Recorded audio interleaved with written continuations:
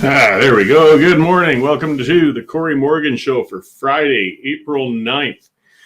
This is going to be a really good one. We've got the authors and documentarian who have put out Bright Green Lies. It's a book that came out in mid-March, and the documentary is going to be released April 22nd. And it gives a very critical look at alternative energy schemes, perhaps greenwashing efforts that people perhaps well-meaning, but are pushing that perhaps aren't as green or doing as much good for the planet as a lot of people first anticipated. So it's going to be an interesting discussion, as I tend to usually have conservative-minded guests on. From what I gather, these aren't conservative types of folks. These aren't my usual screaming capitalists pushing for more fossil fuel consumption and such by any means. They're environmentalists.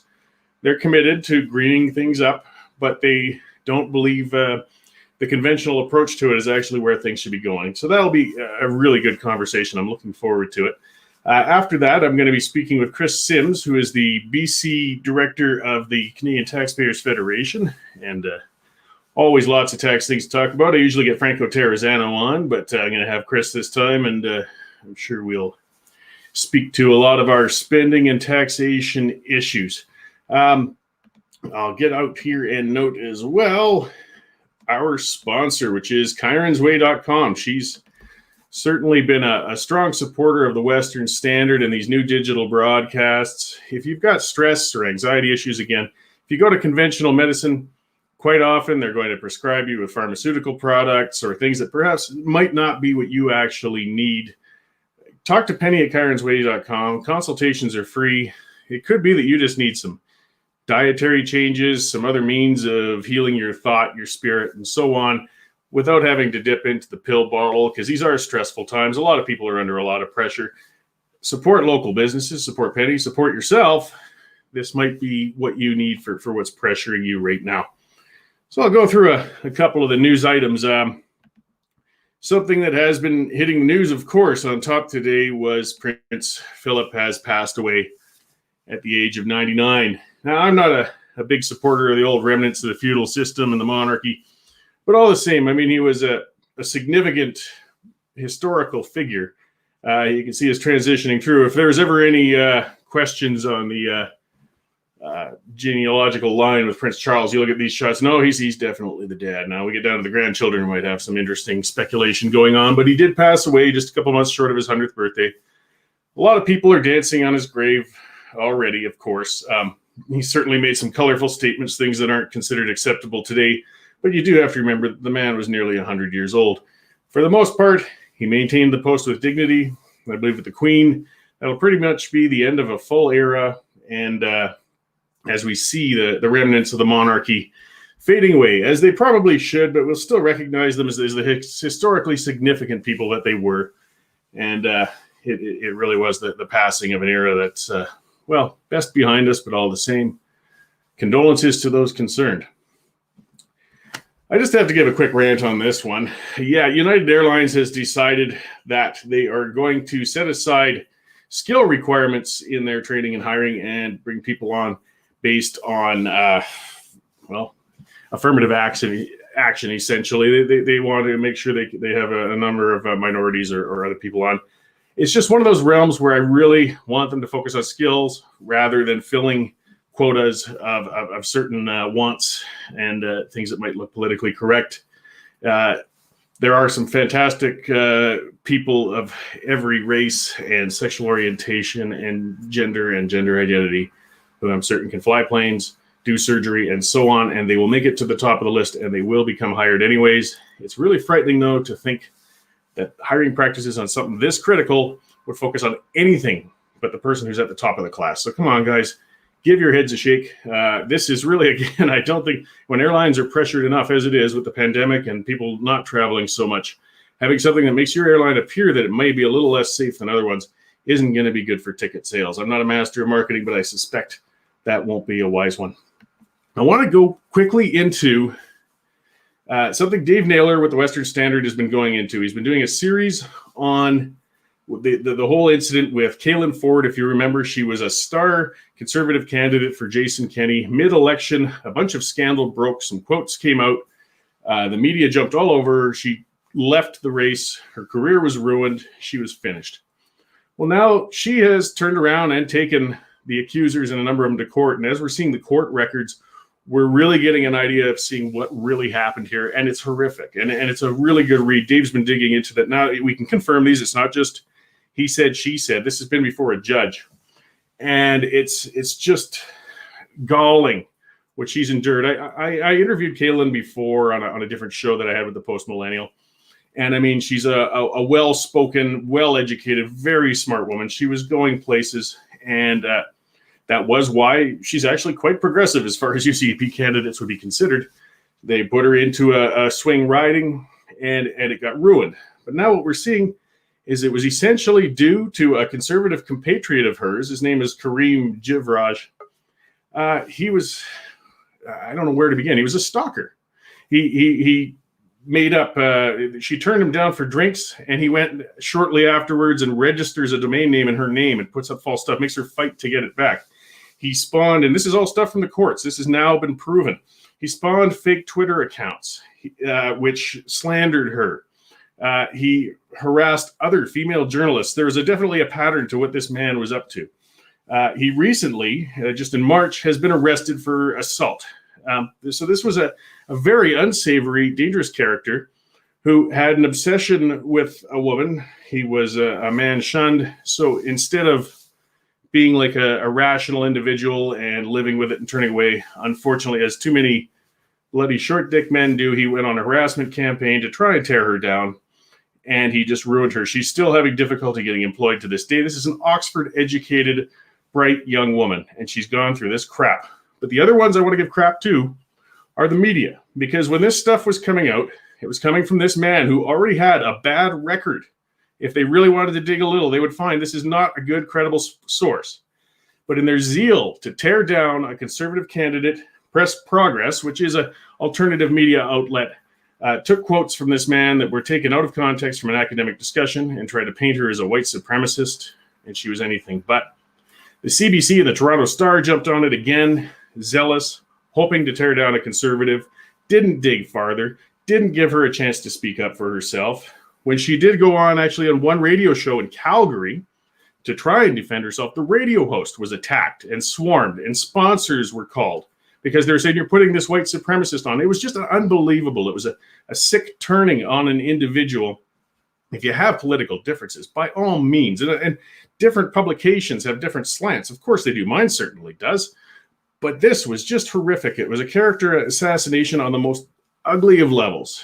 And thankfully, Kaylin's not going to just lay back and give up and go into a non-public life. She's really aspired to do big things. So she's pushed back. She's taken it to the courts.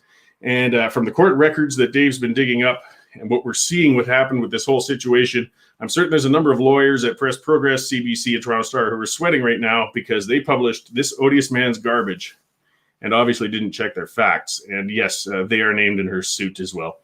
But I mean, this should be a lesson to alternative media, all of us, including the Western Standard. Watch it. Check your facts. And don't go personal. Don't go after a person. Don't try to tear them down. We can differ from each other and vigorously. I mean, I'm not a sweetheart on social media when it comes to political discourse, but character assassination, ruining a person's life, harassing them, hounding them, people shouldn't do it, and publications shouldn't take part in it. So hopefully we have all learned from this ugly incident. Go to the Western Standard online. Check out Dave Naylor's series on it. I believe he's put 3 pieces up. There's going to be a number of them on it because there's just so much to this. This is almost soap opera-like story. I mean, it would be fascinating and entertaining and engaging if it didn't just have such a horrific human cost behind it, which is just galling again. I just can't rant enough about this ugly situation. I'll close up with something that's been hitting heavily today. Our conservatives, one thing we do like doing is eating our own, and we're doing a really good job of it lately. Jason Kenney has a caucus revolt on his hands by the looks of it. 17 caucus members have put out a letter now condemning his reinstituting of restrictions and lockdown measures.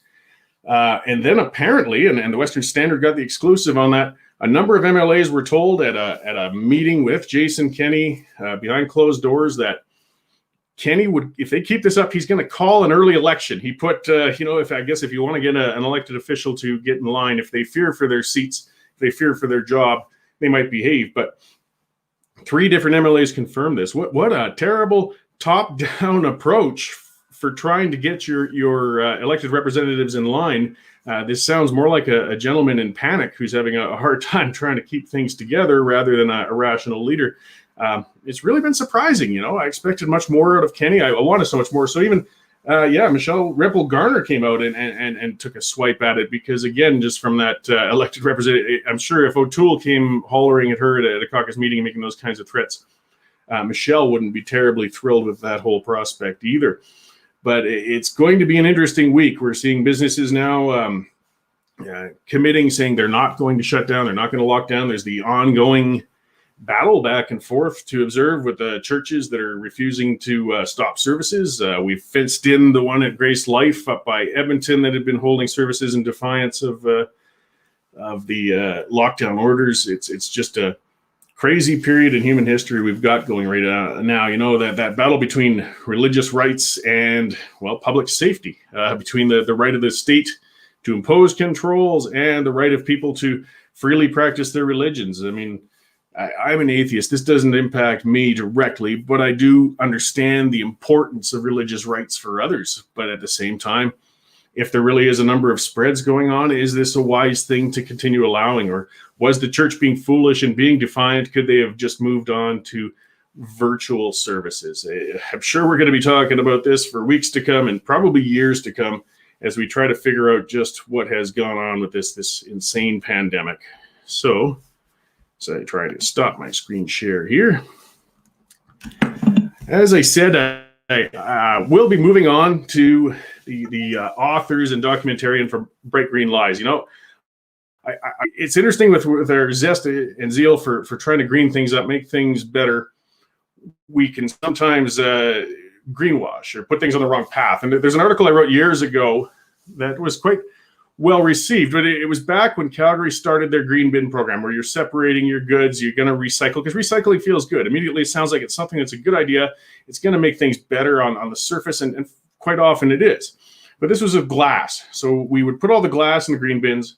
It would get taken away, and then we could feel warm inside knowing it was being recycled. Well, what would happen is it would go to a facility where a lot of workers would have to separate it and then wash it, and then it would be crushed, and then it was stored at the dump in a big pile. It turned out there's a monstrous pile of this crushed glass building up over years because the problem with it was nobody wanted it. So we're expending the energy, the cleaning, the efforts on this glass, and we couldn't actually do anything with it. And finally, this big press release came out from the city. They were proud of themselves. They figured something out for the mountain of glass. They said, we're going to use it for road base at the Calgary landfill facility. So in other words, you're going to bury it at the dump. Why didn't we just do that in the first place? Now, there's things we could do. We want to reduce our consumption. We want to reduce our glass use, reuse it within the household, things like that. But what a complete farce and a waste of resources, taking this stuff, separating it, washing it, crushing it. Now we've got this beautiful sterile grass that we're sticking underground in the dump glass that, that could have, we could have just used gravel or dirt. But either way, I'm going to move on because we've got a couple of the guests coming on. And let's...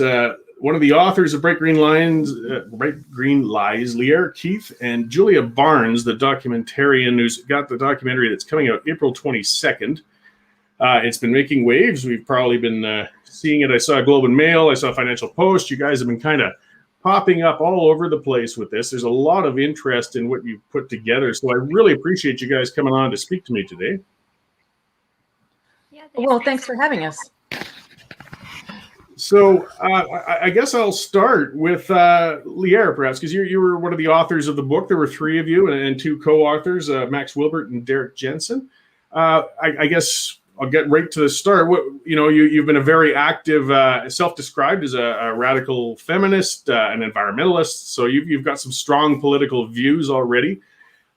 You felt inspired to get this book rolling. What brought this collaboration together for you? So I've been an environmentalist my whole life. And we once had a movement the reason for the environmental movement was to defend wild places and wild creatures from destruction.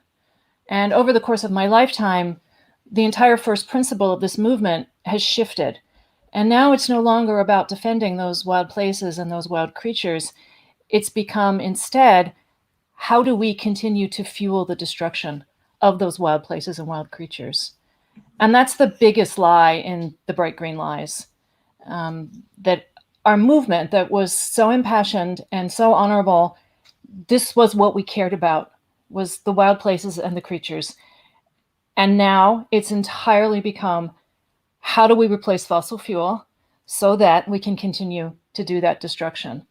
And I'm not 100% sure how that happened.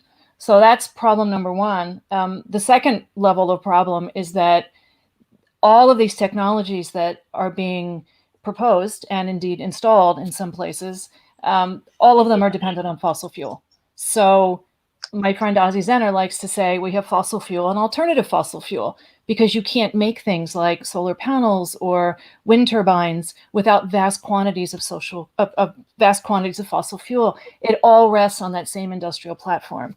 Another problem is that many of these technologies are at least as destructive as fossil fuel, and they're fudging the math to make it look different to the public, but many of them create even more greenhouse gases than actually burning fossil fuel would.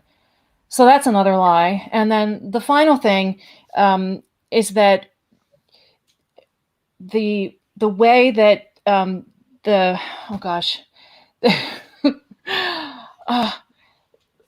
very last scraps of wilderness are now being taken to put up these kinds of installations, like, these huge solar panels. These wind farms and these solar installations, some of them are so big they can be seen from outer space. And these are the last places for creatures to live. It's the last scraps of wilderness. We talk in the book about the last 35 Scottish wildcats. And when I say 35, I don't mean 3,500 or 35,000. There's literally 35 of these animals left in Scotland. And they're all going to be destroyed to put in a wind installation. And I don't know what any of this is for. It doesn't actually scale up. None of the numbers that they're trying to tell us, to convince us it could be done, it doesn't even work. You're never going to functionally replace oil and gas with something like wind or solar. They're intermittent, they're not dependable, and they simply aren't energy dense enough to do what oil, gas, and coal do. So from beginning to end, it's like my whole movement has been hijacked. We're no longer fighting for the same things. And the tools that we're being given to fight what they think they're fighting aren't even up to the task of doing it. I can imagine it's a frustrating thing. Again, as I said kind of in the intro, I'm certain a lot of intentions were good going in, but it's a cliche, but it is a good one. That road to hell is often paved with good intentions. But it's refreshing to see a more cost-benefit analysis when it comes to solutions to problems. You've established that the current conventional energy generation is not doing the world any good. It is causing damage. It's causing harm. We're consuming too much. But in a mad scramble for the alternatives, sometimes we might be coming up with something as bad or worse than what we began with. And it's refreshing to see voices coming out to at least speak to that. So I'll pull in your co-author, Max, here, who's also come on. So thank you very much for joining us, Max. I was speaking to Lier just about again. I had asked a similar question. So what inspired you to get in on this collaboration? It's a lot of work to write a book at the best of times, and with a number of people, it's got to make for some great discussions along the way. Absolutely. And thanks for having me on. I apologize for not being very professional right now.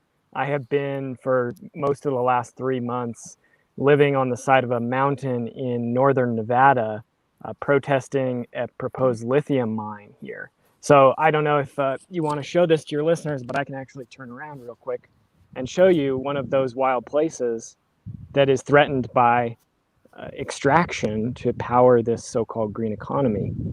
So, I've been an environmentalist as well, like Lier, since I was young. I started reading the news about deforestation and global warming and all of these different issues, species extinctions, and it's terrifying as a kid. You think, what kind of future are we going to have? And I started looking for solutions. And what I found was electric cars, solar panels, and so on. That's what I was taught would solve these problems. And I believed it for many years. And, it was only with quite a bit of research and quite a bit of conversation and dialogue with people like Lier, who, have been critiquing these so-called solutions for many years, that I began to uncover the actual truth. And, I just wrote an article yesterday from this location here about the links between tar sands oil production and lithium production in a place like this. The lithium that they hope to pull out of this mountainside right in front of me here would be used to produce batteries, to power electric cars, and to store the intermittent energy that's produced by solar photovoltaics and wind energy facilities. So this is essential. This lithium is essential to the new green energy economy. It depends on tar sands because their main chemical ingredient for their process is sulfur.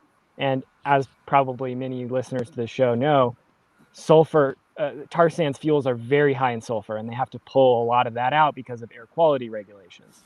So much of the sulfur that's produced on this continent comes from tar sands oil. So people can pretend that this is a green mining project that's going to save the planet and stop global warming and so on. But that's all they're doing is pretending. The data doesn't actually back that up. As more and more solar and wind has come online, greenhouse gas emissions have actually gone up globally, right? Oil and gas production is expanding, it's not shrinking.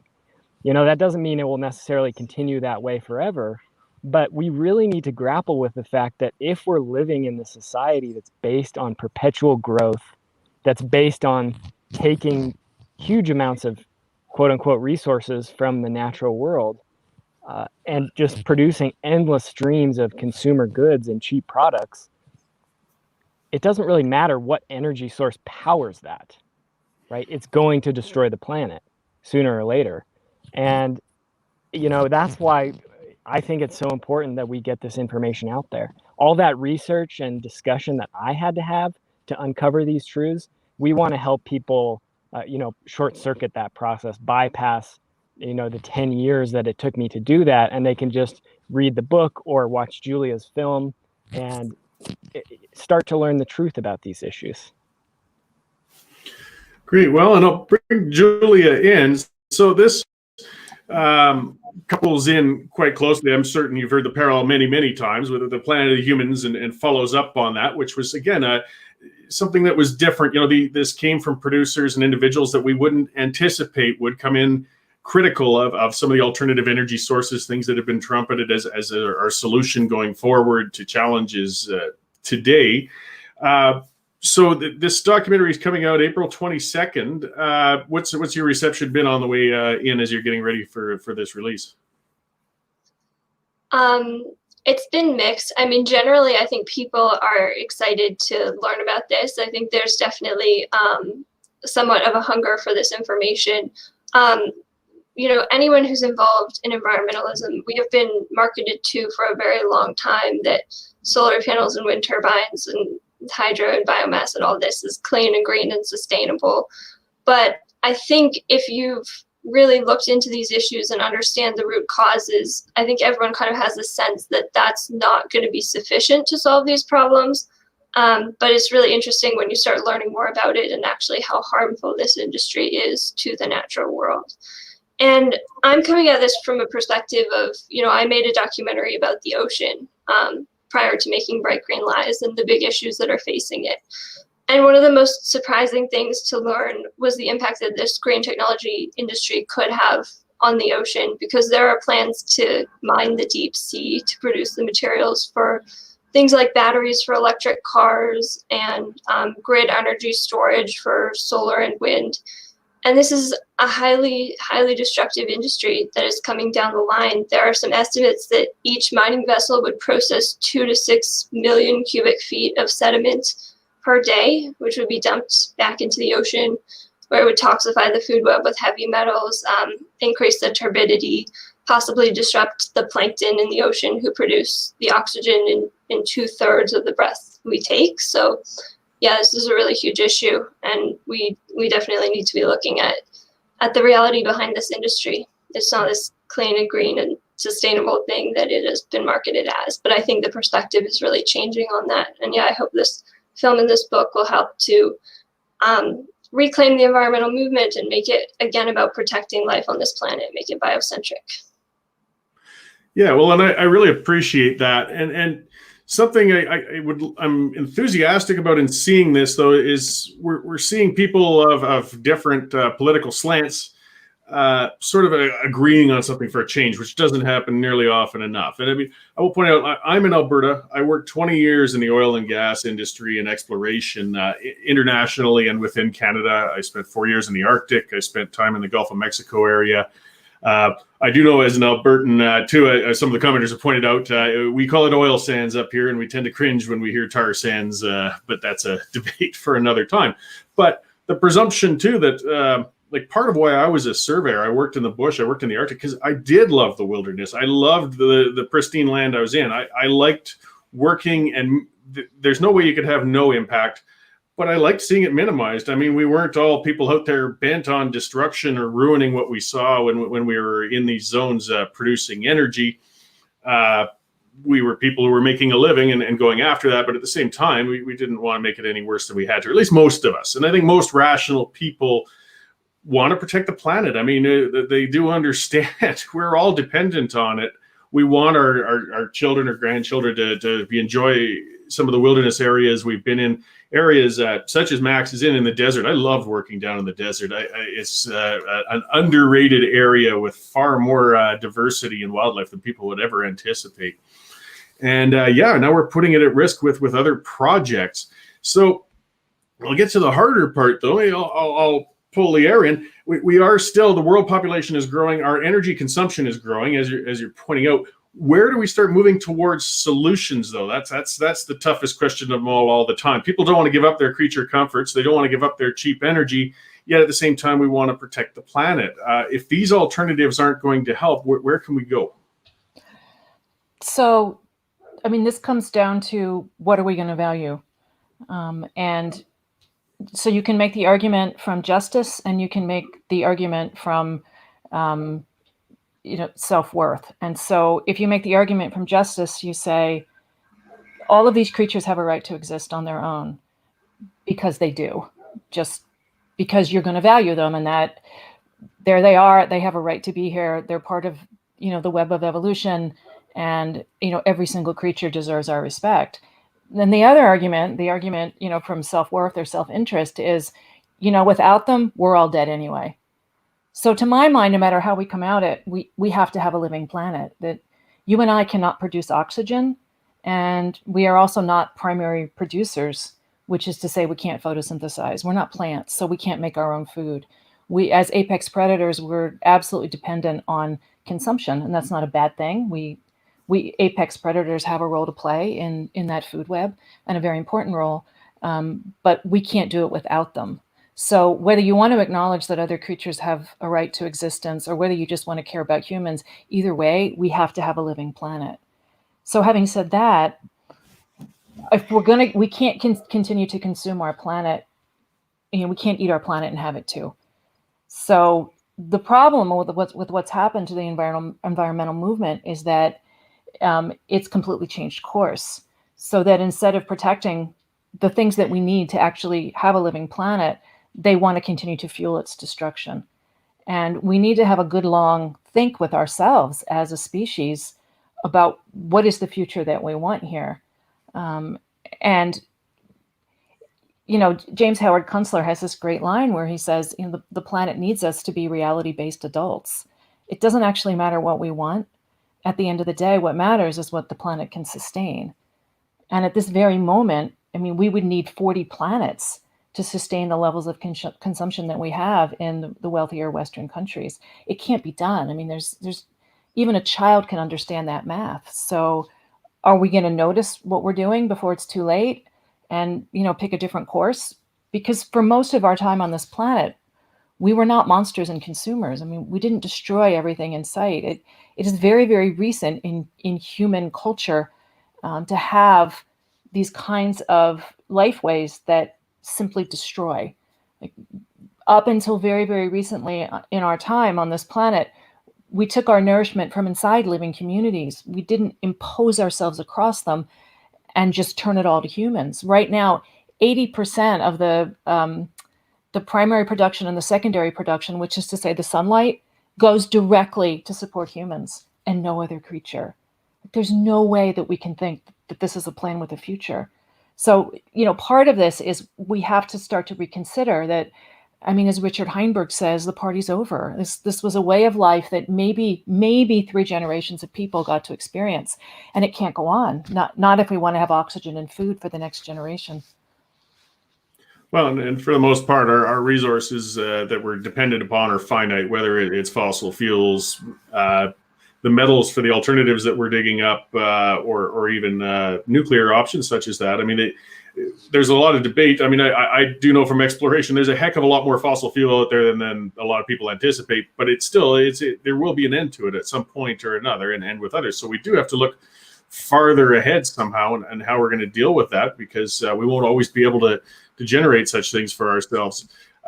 Max, so as somebody quite clearly in the activist sort of community, as you're literally camping out in a desert to block a program, but how have you been received then with others in the activist community who have jumped on very strongly with the push for the, electric cars, for the windmills, the alternatives? I mean, tidal generation, we're seeing all sorts of creative ideas, geothermal.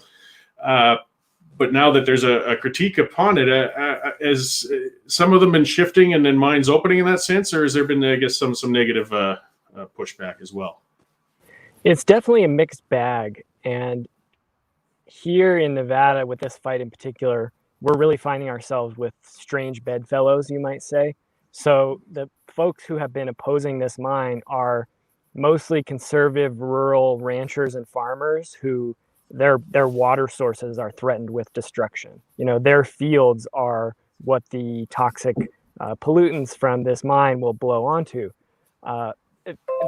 This project is also opposed by traditional indigenous people from this area who look at what's happening out here and they say, this is a cultural site. Our ancestors are buried in these lands. Our sacred medicines and all of our traditional ways, our people still use this place. And we don't want to see it turned into an industrial extraction zone. And then people like myself who are grassroots environmentalists, who I think see through a lot of the issues that the mainstream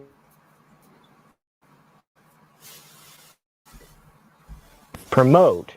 And so with these, this strange alliance is actually really interesting, because on the other side of the fence, you have mining companies, you have the state and federal government here in the United States and in the state of Nevada, and then you have the mainstream environmental groups that in many cases are either staying neutral and not pushing back against projects like this because they believe that lithium is going to save the planet, or they're actively in favor of it. And so, like you said earlier, we're kind of cutting across some political differences here, and we're trying to make some waves. We're trying to change these conversations. A lot of people have only seen the slick advertising campaigns that say electric cars are clean and green and sustainable, and they've never seen a lithium mine. They've never seen what cobalt mining in the Congo looks like. They've never recognized the links between a lithium mine here and tar sands, or as you all would say, oil sands in Alberta, right? These projects, like Lear said, aren't actually different from fossil fuels. They're an alternative form of fossil fuels. And so I think we need to recognize that. We need to tell the truth about these things. And, telling the truth is often not a popular thing to do in our culture, unfortunately. No, it isn't. It's not always well received. And we do have some great new means of communication coming out. Documentaries are becoming popular. They always have been, but the film medium, the platform, digital broadcasts, things like that. We have more means to get to people than we ever had before. And with the pandemic happening, I think there's a lot more viewership than ever. So, Julia, with what you've put out, I imagine you'll be able to get a really broad reach to people. Not everybody necessarily picks up books like they used to, but I'm hoping that sales are going quite well with this. With the documentary, though, something that happened again, to bring up the Planet of Humans, for example, it was on YouTube. It upset a lot of people, and then the challenges came, and it managed to get yanked off of there because of a small copyright infringement and so on. Which means are you putting out your documentary so that people will be able to see it? And do you fear potential efforts to cancel or shut down your messaging? Yeah, so we're starting with a worldwide premiere that will be streaming on Earth Day. So it's an event that people can sign up for. The website is brightgreenlies.com. So it looks like we have a lot of interest for that. And then from then on, I'll be releasing it on some online platforms like Vimeo, iTunes, Google Play. I don't know. I'm not too worried about people shutting it down. I don't think there would be any valid reason to, but we'll see what happens. Obviously, it's quite a contentious issue. Yes, well, and as Max said, sometimes people just don't necessarily appreciate the truth when it's contrary to what they felt. I know I'm a stubborn devil. It takes a while sometimes when I'm wrong, and I do admit it's happened occasionally. I've been wrong, but it takes a lot of coaxing before I admit it. But I do get there at times, and with other individuals that could. So, it's good to see those questions out there in the discourse and the debate happening. Hopefully, it remains productive. So, something that's often said, it can be considered a shallow statement, but there's truth to it. It's follow the money, and when it comes to alternative energy generation, these projects, things like that. And we're seeing that a lot up here in Canada as well. Governments are eager to subsidize these projects, things like that. Environmental groups that push for wind generation, solar generation are getting subsidies, grants, or at least more donations from their support base and so on. There's another addiction going on with some of these activist groups, and it's an addiction to money. But how do you wean them off of that then and towards a more productive approach, perhaps, Leah? Well, I think we have to go back to first principles, that if what we really want to do is save this planet and all the creatures that we love, that we can't continue to consume them, and there's no money in that. And this is something we are always going to be up against. No politician who says we have to stop the growth economy will ever get elected. So there's no way that our political system is ever going to be on the side of the planet, because that's who funds it. And this is it's intractable. So it's always going to be people from the outside pushing and pushing to try to make the changes that need to happen. Until the absolute disaster is upon us. And then I think all bets are off. Who knows, what the governments of the world are going to do. But until then, we're really stuck. And this is functional. This is built into the political system that we have. You can't run for office without the money. And the only people who are going to give you the money are the people who have it. And the reason they have it is because they're turning the living world into private wealth. So we're stuck. That doesn't mean we can't keep fighting. I have no interest in giving up ever. As long as there's one wolf in one tree, I will be fighting for them. But, these problems are really functional to the way that we live. It's not a quick fix. This is what they want, right? Just swap out one energy source for another. So they've already tried it, and we can already see it's not going to work. So we do have to ask these deeper questions about the way that we live, why we live that way, why we think it's good. Has it actually made us happy? Because it hasn't. Half of the people in America have been on antidepressants at some point. And so all of this consumption didn't even make us happy. But yeah, that's what we're up against, is exactly that. And it's the same issue in these, what we call big green, the big green groups. They're all dependent on, huge amounts of their funding. Doesn't come from small donations from people like me. It comes from these large corporations, and they're buying the message that they want. So there's no big group that's actually fighting for the planet anymore. There's plenty of impassioned people on the ground who love this place or that creature, but they're also up against often, the groups that call themselves environmentalists. That's who they're fighting, because that's who wants to put in these installations and these, industrial scale projects.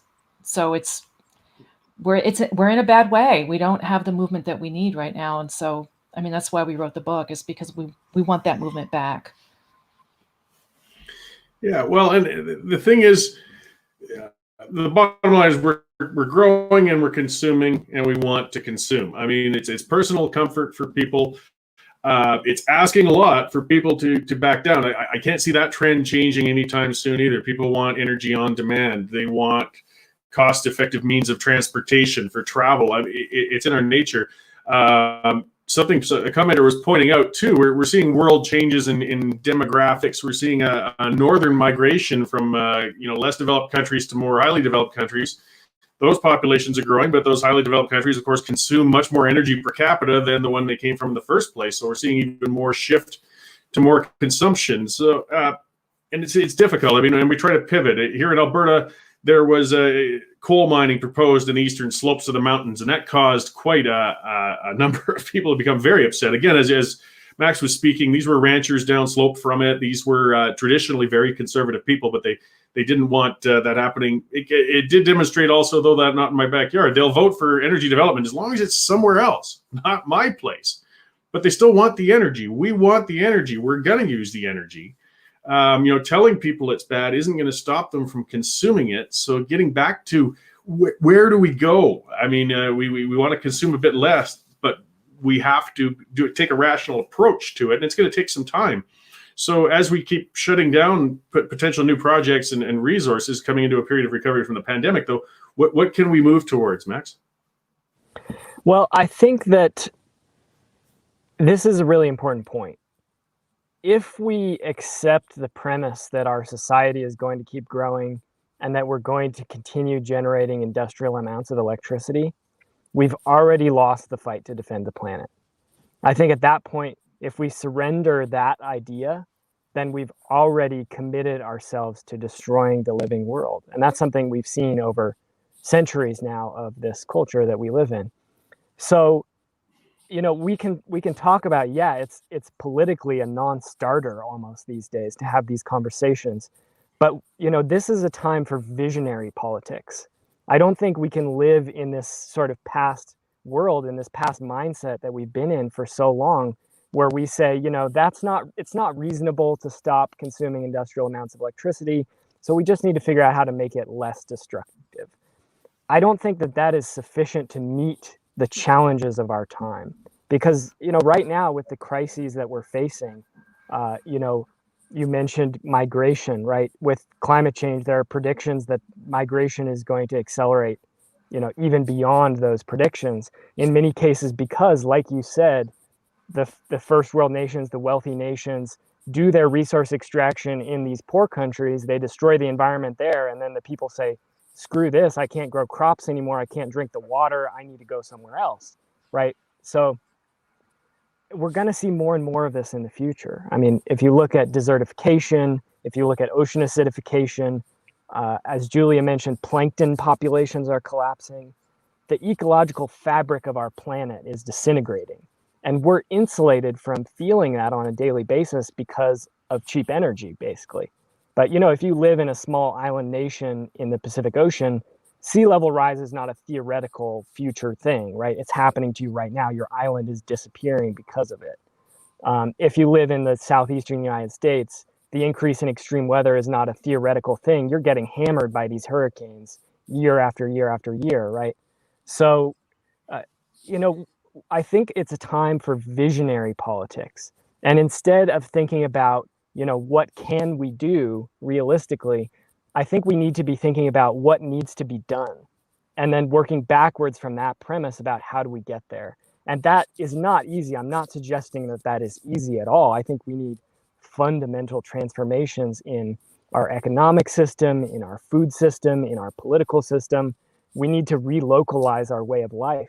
We need to address these issues of overpopulation because, I think there are more people than the planet can reasonably support. And that doesn't mean we kill everyone. That's not what I'm suggesting at all. But I think, you can address those issues of population growth in humane ways, right?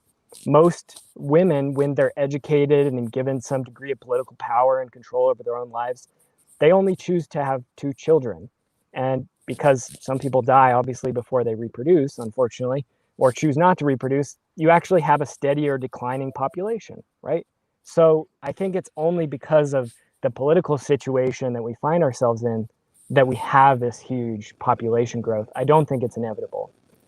In nature, populations of animals and different creatures tend to stabilize at the carrying capacity of the natural community that they live in. And it's only because of fossil fuels, once again. I mean, literally 40% of the nitrogen in people's bodies today comes from fossil fuels. The nitrogen in your body is from the natural gas fertilizers that's poured on the fields. So we're literally turning fossil fuels into human beings physically. And I don't think that process can continue. We're seeing the ramifications of this culture across the board, the impacts that it's having on the living world. And, again, I think that it's too easy to get sucked into the sort of nitty gritty, what's right in front of us, what's the political situation, and what's a reasonable politics that we can come up with right now. And I think reasonable politics has been leading us down this path of destroying the entire world. And I think it's hard, it's challenging, it's scary, but I think we really need to confront these truths and then build our societies, rebuild our societies in a way that reflect, these ecological limits that we have to deal with. And, that's a generational task. That's one of the largest tasks that, if not the largest task that human beings have ever attempted. So I'm not trying to undersell what I'm talking about here at all, but I think we need everyone to be involved in that. Whether you're on the ground doing work like I'm doing, trying to stop this mine here, or whether you're involved in politics or you're a teacher or whatever your role in life, everyone can contribute to that sort of massive transformation that we need to see. But I think it begins with acknowledging those truths. Yeah, well, and then, so I'll kind of pivot a little here and get back to Julia, because you've worked a lot with, as we can see from your background, the ocean, water bodies, impacts there. Because, water is, of course, a critical substance for us, for everything from personal consumption to, watering for food and just in the ecology in general for everything around us. Something you guys have tapped into that we haven't heard from many now is the hydroelectric generation, because that's really been proposed strongly in Canada as the way to go. We're carbon taxing everything in the West, where we have, again, petrochemical production and things such as that. And they say the solution, though, is we can make, muskrat falls and expand our hydroelectric generation through dams and such. But there's studies coming out now that those will also produce increased amounts of greenhouse gases and such. It almost starts to feel like futility, though. Whenever we try, it just causes more damage somewhere else. Exactly. So hydro is one of these sources of energy that is oftentimes counted as carbon neutral. But the reality is that dams produce large amounts of methane, and this has to do with the fact that the water levels are rising and falling, and so plants are being inundated, they're decomposing anaerobically underwater, and so a lot of methane ends up being released. So some dams produce more CO2 equivalent per unit of energy than coal-fired power plants. And, on top of that, there's the direct harm that dams cause to rivers. So they increase the water temperature and they make it impossible for some fish to swim up and down the river who need to do so to reproduce. So, there's no such thing as a real clean or green source of industrial energy production. That's something that we all need to understand and take as a framework when we're looking at these issues. Yeah, well, and it's just a lot to cover. Again, we've got the demand, we've got it here. Something that keeps coming back to, and commenters are pointing out. Human population is growing, and how much is debatable that the planet can sustain. Some say we're already beyond it. Some say it's coming soon. But part of it is, if you look at the trend around the world too, it's developed high energy consuming nations that have the least amount of children, because traditionally the way it is, we can afford not to. If you're in a developing nation, you need to have a number of children because that's how you support your household. That's how you keep things rolling. So, it just leads to, I guess, a challenge. If we want to try and, I guess, get population more in line, it's not necessarily the developed nations that have to reduce it, it's developing. But you're asking a lot of people, to say, please try to reproduce less because we need fewer people, when that's their means of retirement. I mean, that's their means of production around the household in developing nations. How could we address that?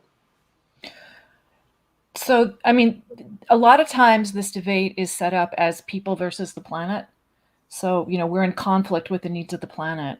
And I don't actually think that's true. I think that the only way that we're going to get to the culture that we need is to support human rights. Because when you do that, especially for women and girls, the population drops naturally. So women and girls need absolute access to things like birth control and healthcare, but especially education.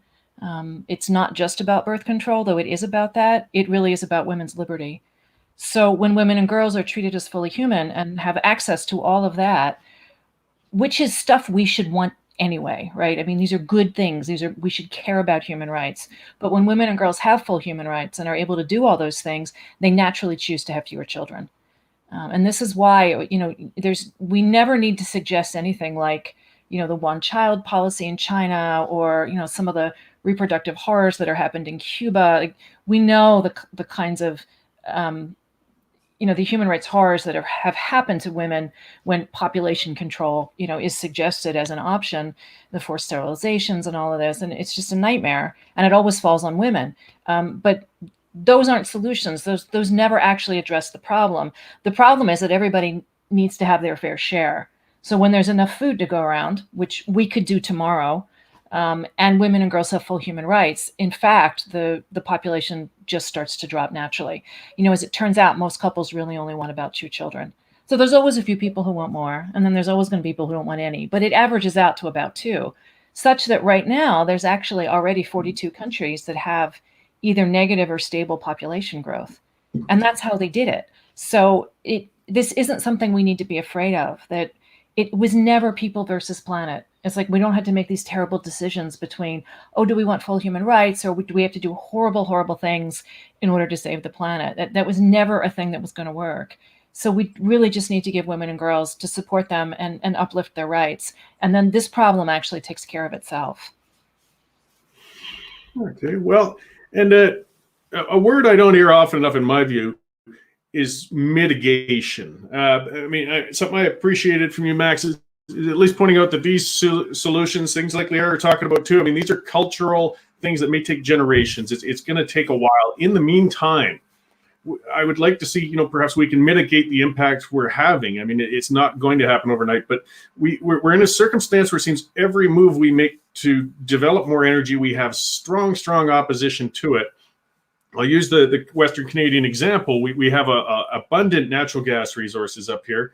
They've been developing that in the West for export from the West Coast with liquid natural gas through tankers and such. It does have an impact, but it's involving First Nations participation, and again, trying to be as kind as possible, I guess, in the extraction. But the thing is, this can be exported to developing nations in areas such as India and China, where they are burning coal, where they are burning wood, where they're using, again, everything's going to have an impact, but some has a heck of a lot more impact than others.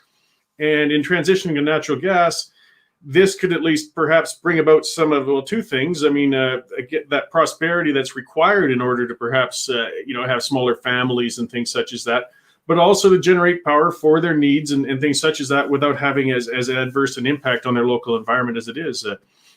Can we see more movement towards that sort of thing?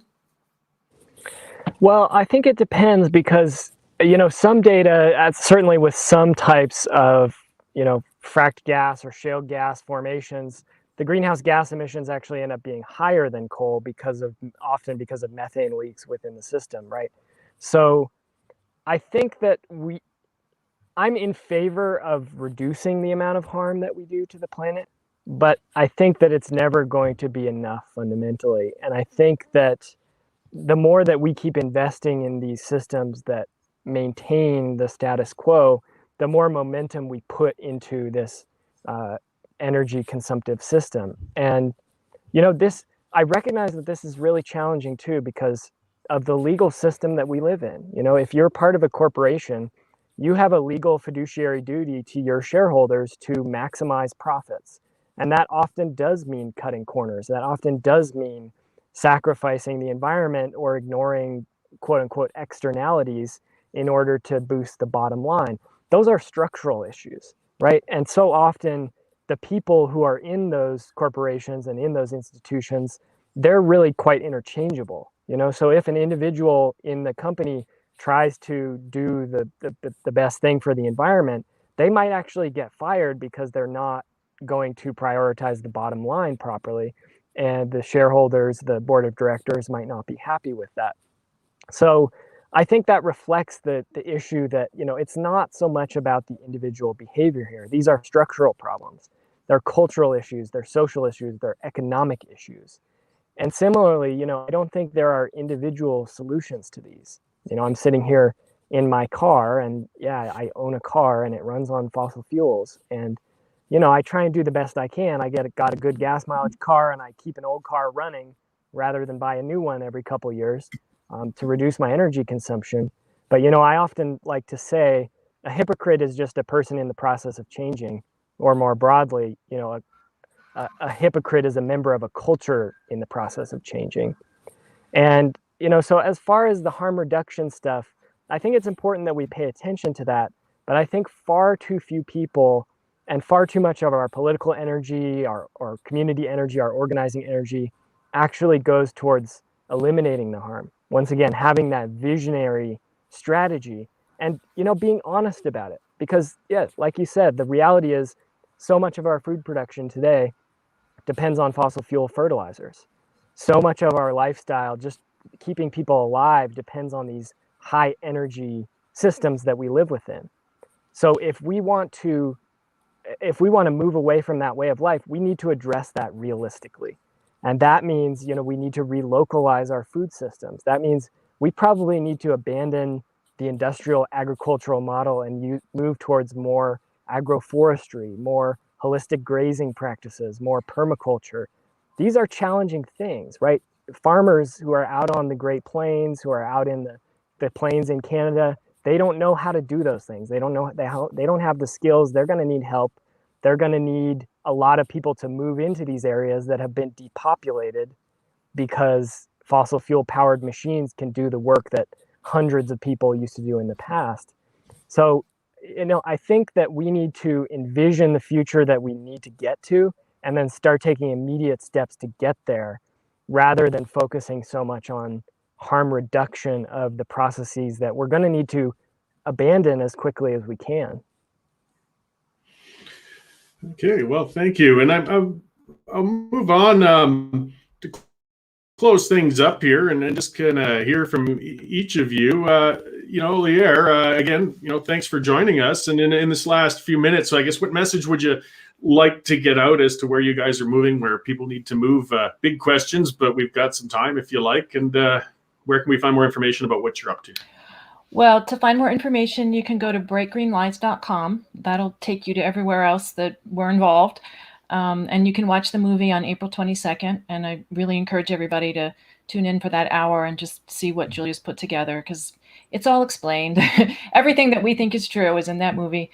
But on a bigger level, it's hard to feel hope when things are so bad. And I understand that. I really understand it. I mean, I get up every morning and I'm faced with the same dilemma everybody else is, that the world is in such bad shape. How do we keep going? But I also know that I love this planet and I love every creature on my land, and I would do anything to protect them. So we are motivated by love. And if you can find the creatures you love and protect your beloved, we are halfway there.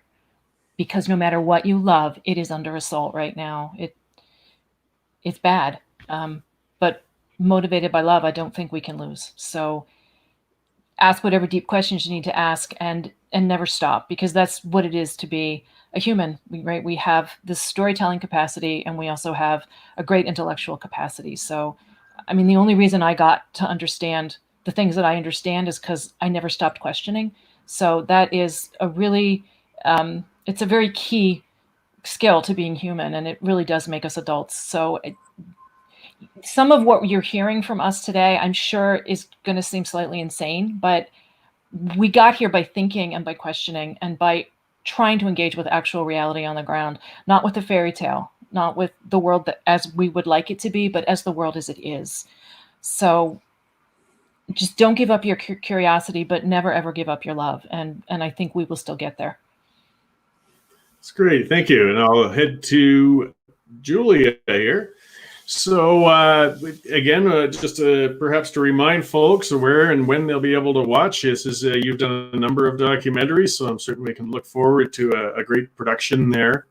And anything else you'd like to say on the way out here?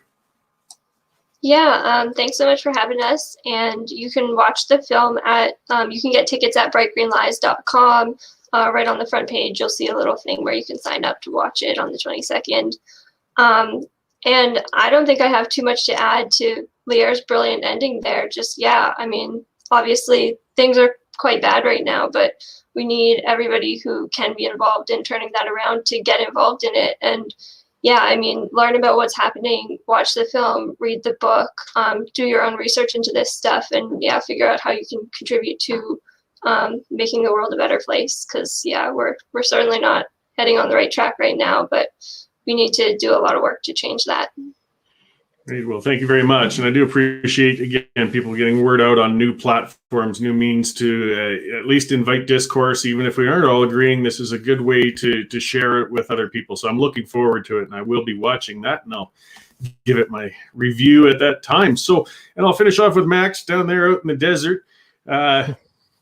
Well, I hope things go well for you out there with your sunshine and protesting. Is there anything else you'd like to say in closing as we wrap up here with you? Yeah, well, thanks for having us on the show, first of all. And, you know, I just want to say, you know, I talked about the Strange Bedfellows Alliance that we have here. And I think that's what we're going to need if we're going to turn this around. You know, I think, you know, you talked about your background in the oil and gas industry. I think probably that resonates with a lot of your audience. And, you know, I think that the left wing has a lot of problems and issues. They're telling a lot of lies around these things.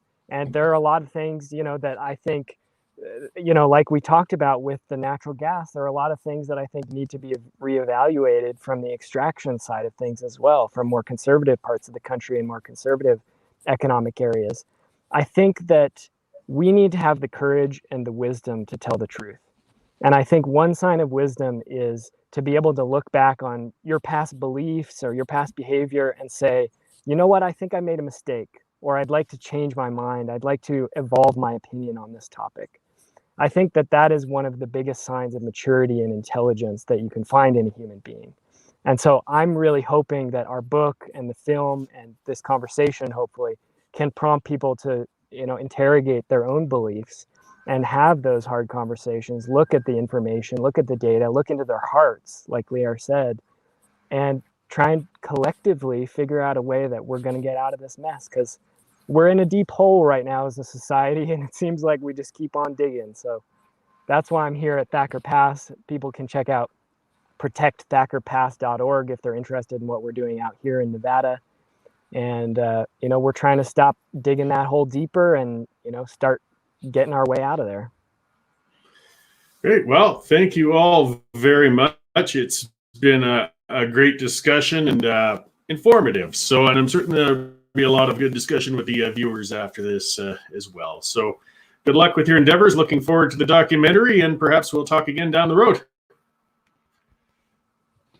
Thank you.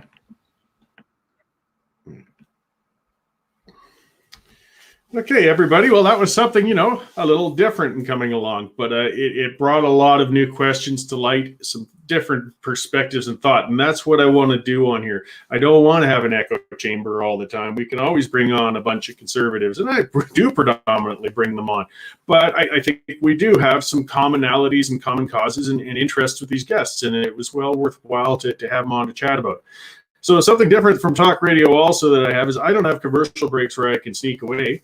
So we're going to chat for a little bit about things in just 1 minute, but I'm going to start the countdown timer. And I've got to step away for a moment because as a consumer, I've been consuming a lot of coffee this morning. So get some questions into the comments and we can chat, and I'll address those in 1 minute from now as we spend some time talking with each other before Kris Sims from the Taxpayers Federation comes on.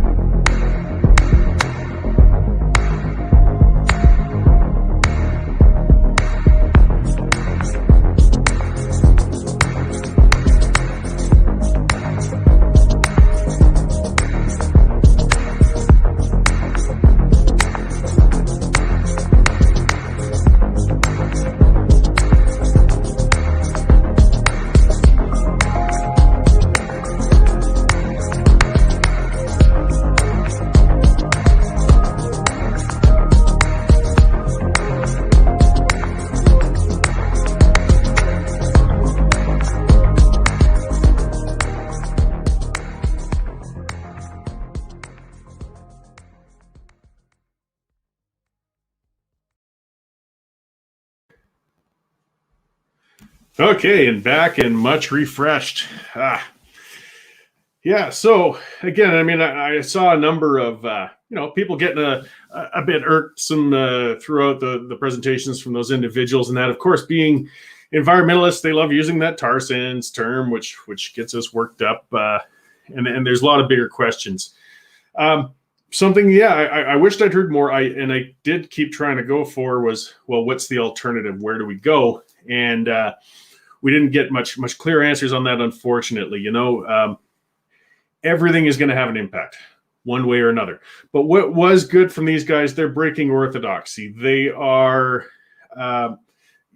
deviating from what's considered the established left. And they're not just parroting those lines saying we must go electric. That fanatical push for electric cars, for this shift with windmills and solar arrays and now even hydroelectric, which is kind of interesting. I mean, something that people are forgetting is that electricity still needs to be generated. I mean, there really is, to a great degree with consumers and individuals, a bit of a shallow attitude of just, well, if I plug my car in, then it's clean. They don't look farther up to how did that power get to my house to do that? And they don't understand that we have millions and millions of gasoline, diesel powered vehicles on the road. If magically we made this giant shift to them in electric cars in a decade, what is that going to do to the grid? We don't have the ability to charge that many vehicles. It's not there, even with our conventional ones, certainly not with wind and solar added to it. I mean, we would have to build, and this has been covered by a lot of others, I mean, a pile of nuclear plants. We would have to natural gas facilities. I mean, we're still going to be consuming these fuels. We're just putting it into something different. What do you do with the old batteries? That's something people speak of a lot. I mean, there's a lot of very nasty pollutants that take part in a battery, from heavy metals to chemicals. There's nothing that comes with no impact. Something, again, I had difficulty with is talking with mitigation. Let's get realistic, though. I mean, yes, natural gas has an impact. Everything does. But it's a lot less impact than some other things. It's not zero sum. We can't just shift to nothing. I did notice the one lady on there was speaking, Lear, about how humans, and I believe when I researched this a bit, we lived in conjunction with nature and so on for thousands of years. And I know what people are getting at with that, but it was a miserable, short, dirty existence. I mean, only a few hundred years ago, the average lifespan was only 30 or 40 years, and it wasn't comfortable. I think in the harder times we've got, the harder we are on each other. I mean, look at the human rights that didn't exist a few hundred years ago. Look at the atrocities. Modern advancements have done us all good. And yes, they pressure the planet, but we're all living better for it. And as I said, too, these things about having less kids and so on, we can afford to have less kids. Yes, that's what the average family and couple wants in North America and Europe a lot of the more developed Asian nations now. But if you're in a developing nation in Africa or some parts of India, things like that, you need those large families. That's how you sustain yourself. That's your retirement plan. They don't have a senior center to put you in when you're done working and slaving your whole life. You count on having your kids take care of you until you're finished. You watch the grandchildren. It's the old school that way. So you can't look at somebody in India and say, you should only have 2 kids. And yeah, you might starve when you're old, but too damn bad. I mean, it's asking too much. Or you should keep burning wood. You should keep burning animal dung to cook your meals. We can bring good, clean gas. We can do that. Nuclear, that's another one that, we didn't touch much on. The biggest argument in my view that I see against nuclear is often it still just doesn't come in as a cost-effective means of generation. But if the goal is really to reduce emissions, we have a lot of nuclear options, and the emissions are very minimized from nuclear energy. So let's get those reactors going. But again, we get this group that opposes every possible form of energy generation. Well, where are we going to end up? And that's where I got a little bit frustrated with these guys. I'm still looking forward to the documentary. But they were, to a degree, people who oppose everything. Well, we've got to have something. It's easy to just say we'll consume less. It's easy just to tell people reproduce less, but it's not going to happen. As I said with Max, I did appreciate he does understand it's going to take a couple generations. This isn't going to happen overnight. I don't think we're on that brink of environmental catastrophe, as a lot of environmentalists like to put it as well. It's not as bad out there as they're making it out to be, certainly when it comes to climate change and a number of those things. We're improving our practices. We get things that we didn't even get into deforestation when it comes to biofuels. But deforestation doesn't happen in areas where we're doing responsible logging. In Alberta, actually, it was something that was in the news today. Our logging has gone up. Wood prices have been going through the roof. And the minister is looking forward to seeing more of it coming, which is good. It puts people to work. Responsible logging leaves buffer zones and riparian areas around water bodies. It involves replanting. And that was something else that, we didn't get into. There's only so much you can cover. Somebody else, one of the commenters, did mention, reclamation. I mean, the oil sands areas up there, when they're reclaimed, you can barely tell it was mined. If anything, the reason you can tell, because I've worked in reclaimed areas, is that it's just so healthy. It's unnatural. The trees are all in a row. There's typically all more of the same kind. Maybe it'll be small pines or whatever that you wouldn't see in a naturally growing area, but it's still quite healthy. The wildlife are doing fine. The insects are doing fine. It might not have the full biodiversity of mixed species among them, but we can do that. We can responsibly develop our resources and not have a giant footprint. But it takes a lot of discourse and debate. And again, we've got to talk with each other. We've got to reach out. People like those who have produced Bright Green Lies, if we don't speak to them, where are we going to get anywhere? I mean, we didn't go that far into it, but I was curious. How has the left responded to them, and how will they? I mean, is the cancel culture going to come after Julia? As we talked about with Planet of the Humans, they managed to get that thing ripped off of YouTube, because that's often the way of the left and some of the extreme on the right. They don't want to discuss things. They just want to tear down the debate. They want to shut it down by any means they can, and they will. So is that going to happen to Julia? Will there be a pushback against her production there? I don't know. We're going to see in a couple of weeks. It says April 22nd. So just about 2 weeks from now when the release comes out. It'll be well worth watching. So what do we got here? NASA lied always, and I'm not sure. But if we're talking about, we're getting back at it. So I may have mixed up a discussion. So somebody said, look to the stratosphere. We're moving through space. NASA tried to do this in the 90s. Look it up. Okay. Interesting perspectives, but definitely no solutions. See, and that's what I'm kind of getting back to. Where's the magic bullet? Is there a magic bullet? What can we do to move forward and keep ourselves comfortable. We can't just ask people to give up conventional energy. So we have any questions for me, folks? Sorry, I'm just running short of words here since we don't quite have Kris Sims in yet, but she should be in shortly. No? Live productions, they really have their good and bad aspects to them. I'll try to get back further and find somebody with breaking away from green, windmills and solar. I'm not just saying, should we break away from those in general, or is there some production of the sort talking about it? Baron, not Baron. Okay, the electric battery is the key for locking you in a city, because once the government gets people out of their land in the name of green, then the law goes even further, no leaving cities. You know, it's interesting with the push with the left, and people talk about Agenda 2030, Agenda 21, things from the UN. You know, that's been a strong push, and it really is fixated on densification, on sticking everybody into a tightly packed urban environment, living in downtown urban centers. We see that push in every municipal government, actually, and it's failing. It's failing whenever people are allowed to move to where they prefer. They prefer single-family dwellings. Right now, the boom with the whole pandemic, even though we've had 10 years of Nenshi, who, hey, great news, he's not running again.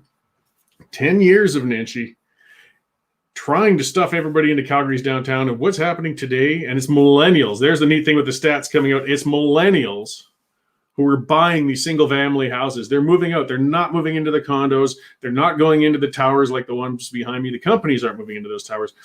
They're moving out. The agenda is to pack everybody into cities, but it's not working yet. But they don't give up. So we got to be careful. But as long as people are able to move, it looks like they're going to choose otherwise. Somebody spoke of corporate greed. There's corporate greed, there's personal greed, there's left-wing greed, there's right-wing greed. Not every corporation is greedy. Not every corporation is bad. That's some of the myths that we deal with quite often, actually, with efforts and things from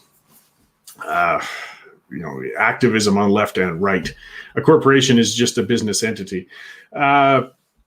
So what's this from Cheryl? Didn't Russia speak of a technology that shows their boreal absorbs more CO2 than they admit? Can't Canada show the same? Yeah, we don't get nearly enough credit for our forest.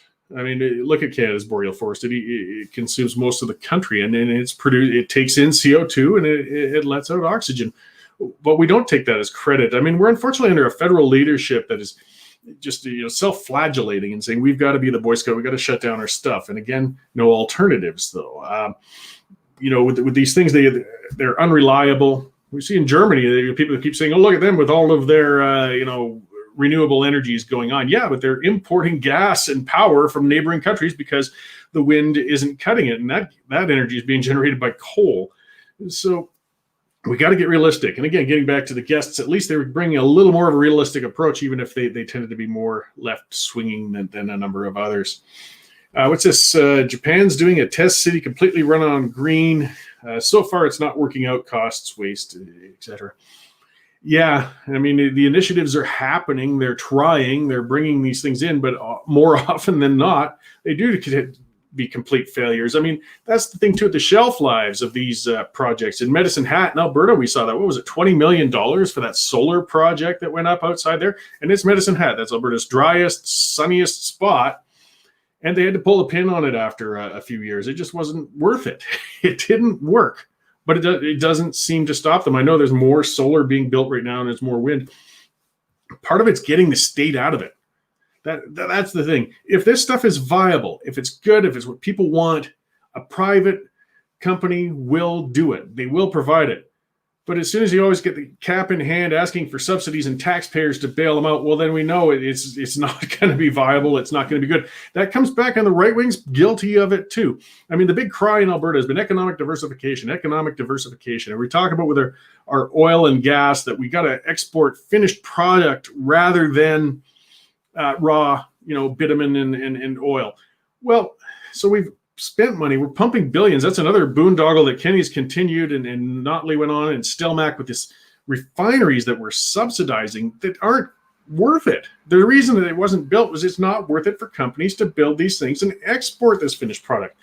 You got to get real. We can't force every farmer to produce and then finish it up into Cheerios before putting it on the shelf. It's more cost effective to sell the wheat and let them go from there to where it's going to head to. So we got to get realistic. When you get government into the market, though, you can really screw it up. That's for sure. And yes, CM Lane, and that was mentioned by the guests when it talks about those renewables. You need petroleum products to make them. And not only do you need the petroleum products to make these renewable types of energy generation and products and projects, you need them to back them up. I mean, the sun doesn't always shine. The wind doesn't always blow. Look at the catastrophe in Texas when things went cold. I mean, the natural gas failed there too. So there were shortcomings on a number of levels. But the windmills and solar were utterly useless during that period of time. And, it's great when the sun shines, it's great when the wind blows, but it's just not worth it.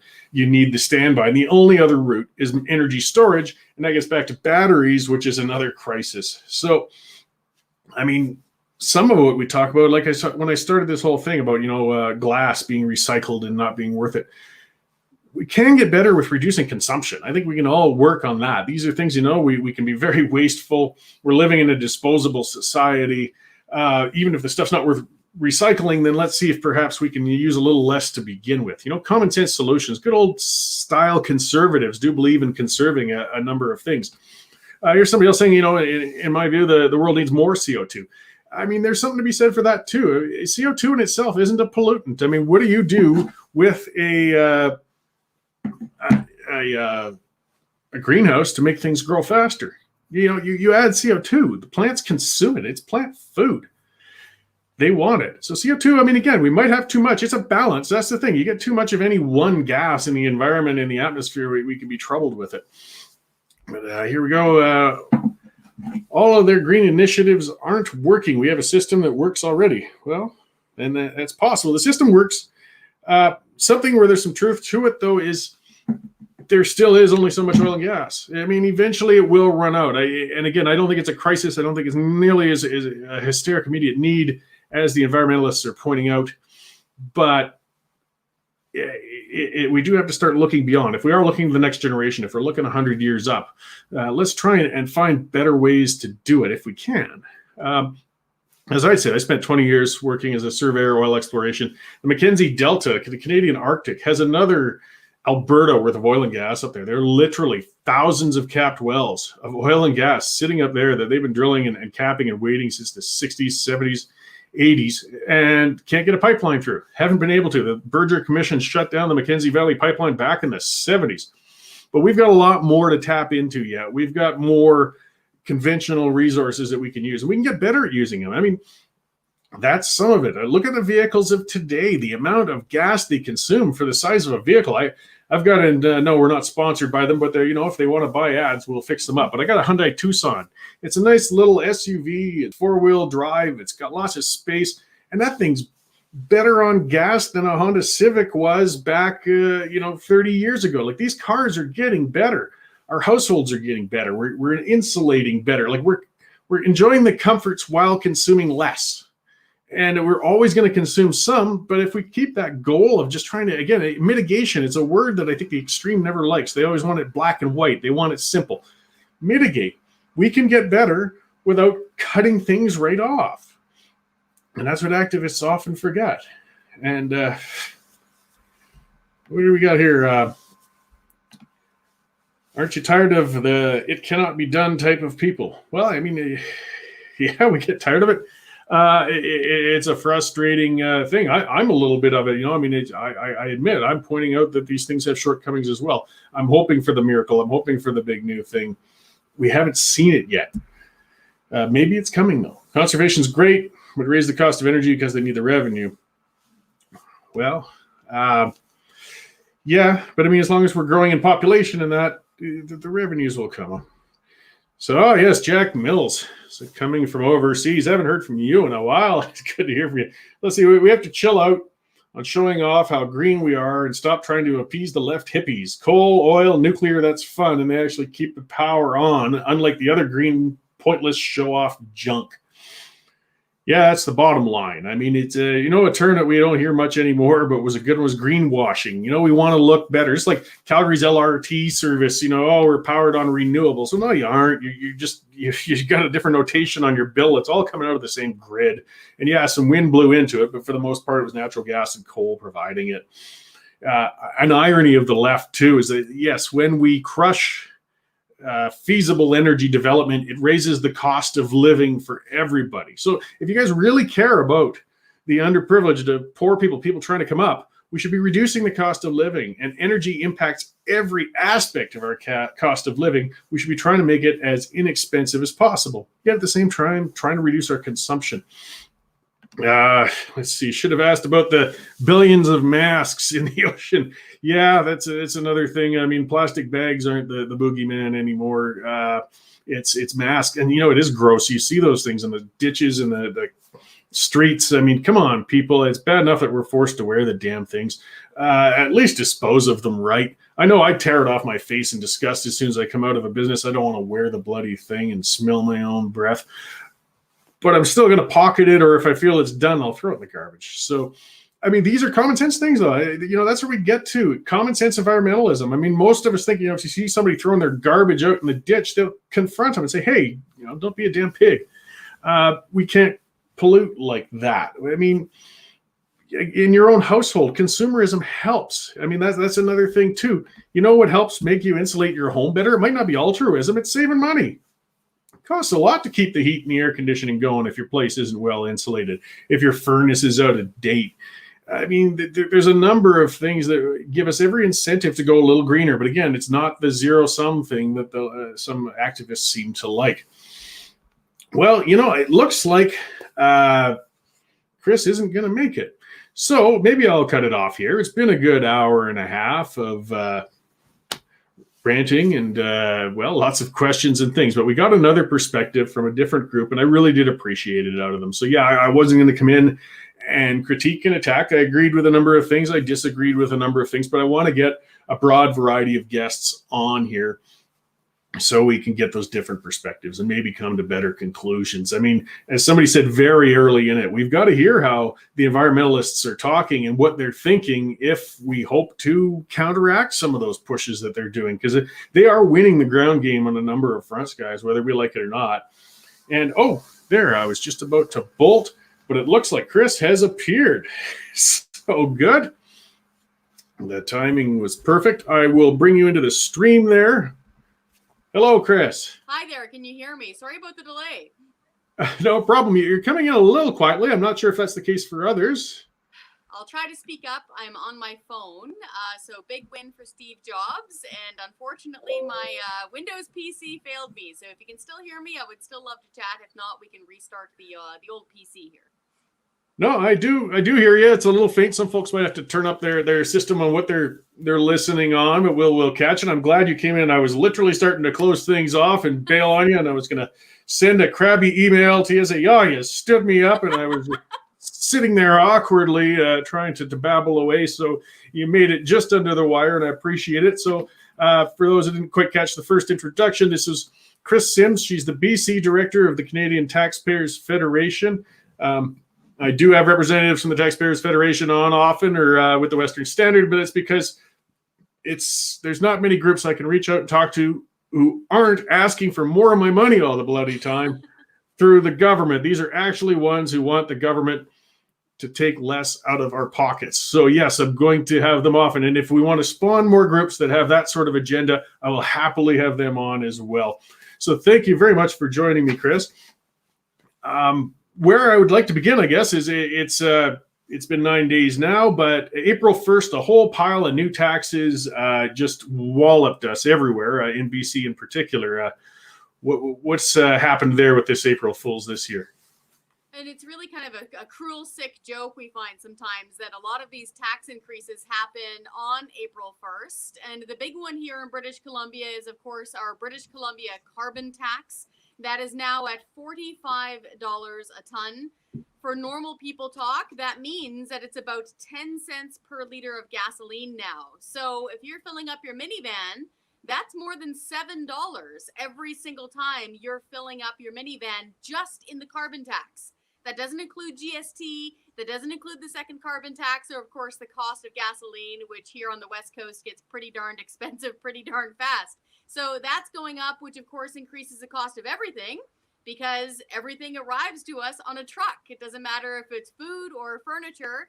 If you increase the cost of fuel using this ridiculous tax, you're going to increase the cost of everything.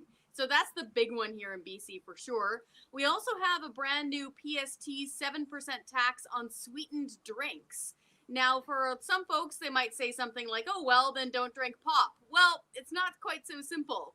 The government's planning on taking more than $30 million from British Columbians in 1 year through this PST on sweetened drinks. And this is the weird thing, and I think you'll probably love and hate this part. Just add government. The sweetened drinks tax is also on drinks that contain no sugar. So if you're buying a Diet Coke with aspartame in it, or that really fancy stuff you buy at the grocery store that's sweetened with stevia leaf that has 0 sugar, you're still getting the sweetened drink tax. And this is the real kick in the teeth too, is that it's also on, you know, when you're sitting at a bar or a pub back when we used to be allowed out of our homes to go to those places, and you know how the bartender's using the gun to fill up your mixed drink? Anything that comes out of the end of that nozzle now has a 7% PST on it. So it's a real kick in the teeth, unfortunately, to the restaurateurs and the pub owners and folks like that. Now they've got this extra cost. And last but not least, it's the so-called Netflix tax. We have a brand new 7% PST on streaming services. So that means anything that originates from outside of Canada. So you got your Netflix, Amazon Prime, Disney Plus, and if you're listening to music, Spotify. So those are 3 major new taxes that are coming into effect here in BC. And of course, we have the federal taxes on booze. We have an escalator tax on beer, wine, and spirits here in Canada. And that means that it goes up automatically. They don't even debate it in Parliament. There's nothing to see here, folks. They just automatically hike your cost on your booze. So yeah, April 1st is not fun for taxpayers. Yeah, I was about to say you can escape the pop tax in the bar if you just want to stick to the liquor, but I'd forgotten about that, and I shouldn't have, as I owned a bar for 5 years. I just sold it last year, just in time. And that was one of the things with these creeping things. I tell you, if you want an area where consumers are sensitive about pricing, own a bar, because you raise that drink price by 30 cents and they will tell you about it. And I don't mind raising because the cost was natural of an increase in cost for a product, but when it's a tax, I'm taking the flack, not the government. And it reduces its return eventually. I mean, people, when the cost goes up, will consume less, and I'm going to earn less. I'm going to employ fewer people. The whole effect, just doesn't lead to them getting the money they hoped. But I mean, they always cloak it in, well, these are things that are bad for you, so we're going to do it for your own good. And boy, there's nothing I despise more than when the government tells me they're going to do something for my own good. And it seems their only tool is a tax. So have you guys been campaigning in BC to make people aware of that, though, knowing that this is part of why your costs are going up on everything? Oh, very much so. And I think folks are finally getting the message. For a long time here, and I'd like to say it's well-meaning. A lot of British Columbians, myself included, would probably describe themselves as small e environmentalists. We live in an absolutely beautiful province. We love nature. We want to keep our rivers and our oceans clean. I don't know anybody who likes littering or wants to go after endangered species. Most people are conservationists at heart. And I think, unfortunately, they believed the politicians back in 2008 when they said this will help the environment and it will reduce emissions and it's, your key to Shangri-La. Now, I think people are realizing that this is just a huge cash grab. And I'll tell you why. Back in 2008, when they first brought in the carbon tax into British Columbia, they said many things. They said it would stop at $30 a ton, that it would always be revenue neutral, that it would reduce emissions, and that it would somehow create just a plethora of alternative affordable energies that you could just take your pick from, hydrogen fuel cell to electricity, you name it. Sky's the limit. Today, none of that is true. It's $45 a ton, more than 30. It's not even called revenue neutral anymore. They took that label off altogether. It's just plowed straight into general revenue. Last time, in the last full budget update they did, they reported that they took $1.6 billion from British Columbians just in the BC carbon tax. And this is the key. Emissions are going up, not down. We have the highest carbon tax in Canada, and our emissions are going up. They've gone up 10% in the past 3 years, and they've gone up within 5 of the last 7. And this is the government's own data. They have to report it once a year by law. And we, of course, sit there and wait for that report to come out. And sure enough, the emissions are going up in BC. So this isn't working. It's a big, expensive failure. And we think that some people are catching on to it. And for example, the Times Colonist, which is a post-media newspaper, very mainstream newspaper of record in our capital in Victoria, they ran an editorial a few weeks ago saying the carbon tax is a tax grab.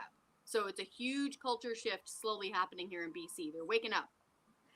Yeah, well, I mean, of course, if they pull back the cloak and realize this didn't do what we said it was going to, even if their intents were to make it do that, I imagine there's no will of them to say, oh, well, geez, that was a failure, so we'll just back off and get rid of it then. And none of that's happening.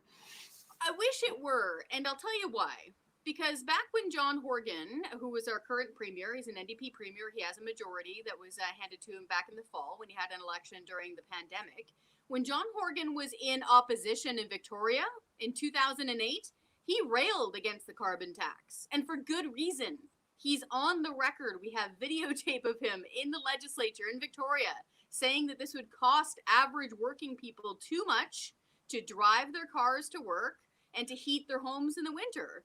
He said that this would punish average working people too much and we shouldn't do it. That was back when it was like 3 cents a liter. Now it's more than 10 cents a liter for gasoline and more than 12 cents a liter for diesel.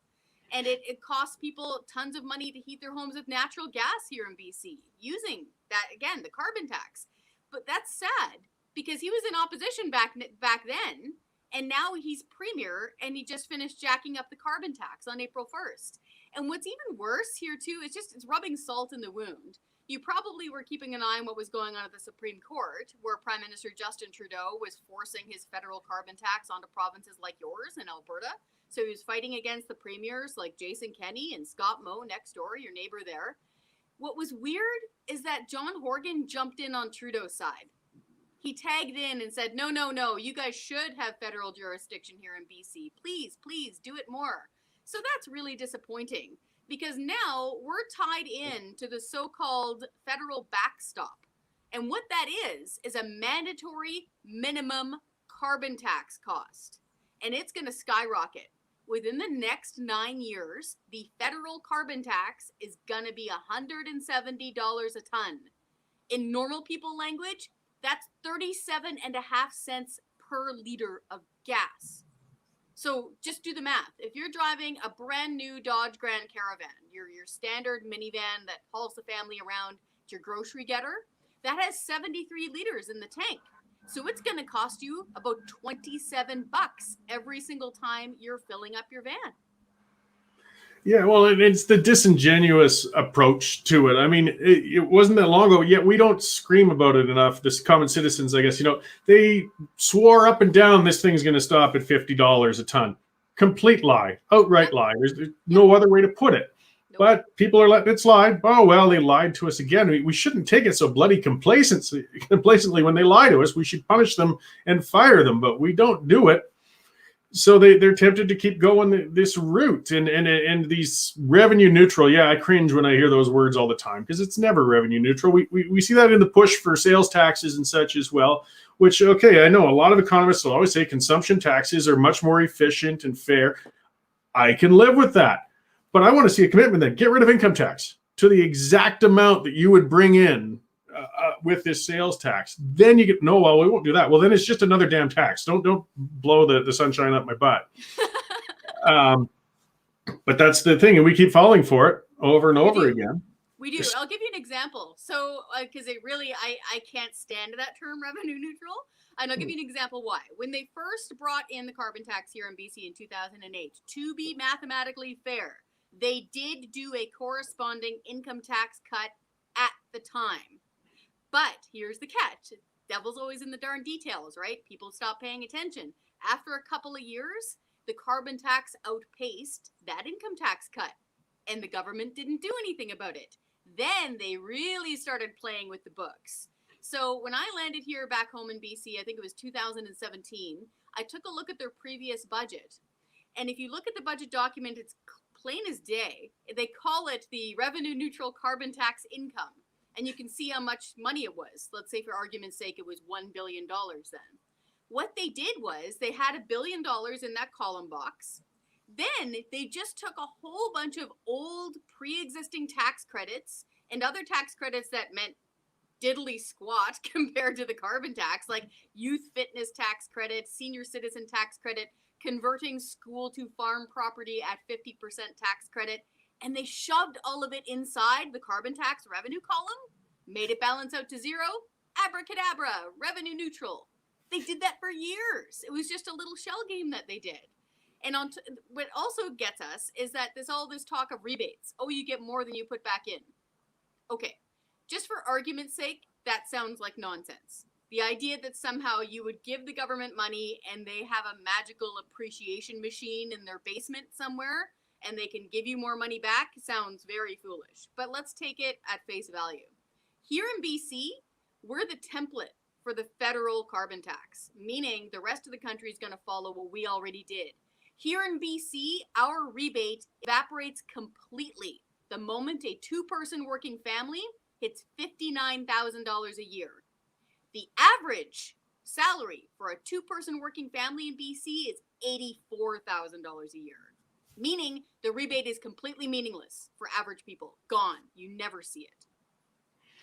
Yeah, it's as you said. I mean, it's voodoo economics. It's a shell game. Another thing I get fearful on the federal front when they're talking about universal basic income plans, and the people who promote that tend to say, well, no, but we'll get rid of all these social programs. That's what's going to make it again, not a cost. As a pile of BS. You guys don't have the courage to cut out all those departments, all those civil servants, all of those union members who were working, providing those services, to couple it into this one centralized thing. Again, sounds great on the surface, but I know damn well you guys won't do that. So it's just going to be another giant expense. Getting back to expenses then. So, I mean, there's the ever ongoing battle. Does the government need more revenue or do they need to spend less? I think we're more of the mind of the government needs to spend less, of course. So where are some spots in BC? I'm sure you've got a number of them you could point to where they could shave some money off of the spending file. Well, one of the major ones that we're taking a look at is hundreds and hundreds of millions of dollars that they're plowing into something called Clean BC. Now, again, that sounds nice. So does, the Green Energy Act of Ontario, back under former Premier Kathleen Wynne and former Premier Dalton McGuinty. Again, the devil's in the details.